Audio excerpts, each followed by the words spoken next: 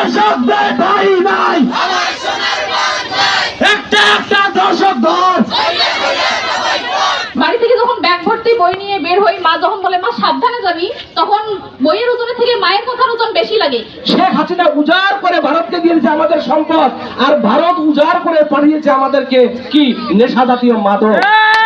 যেই ছেলেরা রাস্তার মধ্যে দাঁড়িয়ে মেয়েদের উত্তক্ত করে, তারা কিভাবে একটা মেয়েকে ধর্ষণ করবে না? দীর্ঘ 16 বছর এই দেশে যারা ধর্মীয় শিক্ষাকে, নৈতিক শিক্ষাকে পদদলিত করে একটি পশ্চিমা কালচার সৃষ্টি করেছে বাংলাদেশের মানুষকে, তাদের জন্য আজকে ধর্ষণের এই ভয়াবহ চিত্র আমাদেরকে দেখতে হচ্ছে। আমরা হয়তো কখনো ভাবি নাই যে এরকম ধর্ষণ নিয়ে আমাদের একটি আন্দোলন করতে হবে। আসলে আমরা সবাই এখানে খুব মন খারাপ নিয়ে উপস্থিত হয়েছি। মন খারাপ হবেই না কেন, কারণ একটা মৃত্যু নিরাপত্তা তার বাবার কাছেও নেই।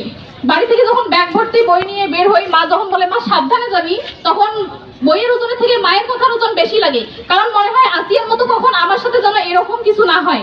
তোমাদের উপস্থিতি প্রমাণ করে যে তোমাদের দ্বারাই সম্ভব আমাদের দেশ থেকে ধর্ষণ একদম উচ্ছেদ করে দেওয়া। কি পারবো তো আমরা?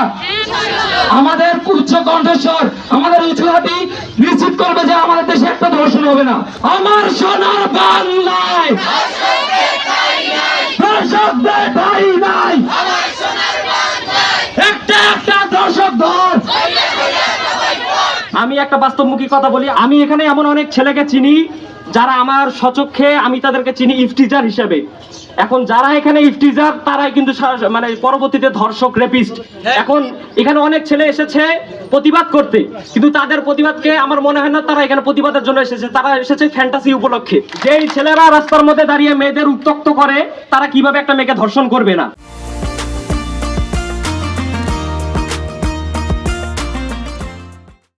যেখানে একটি বাবার কাছে একটি মেয়ের নিরাপত্তা নেই, সেখানে এটা মানতেই হবে যে মেয়েরা সঠিক নিরাপত্তার মধ্যে নেই এবং তাদের প্রগতিশীলতার কোনো আর কি ধারণাই আমাদের কাছে নেই।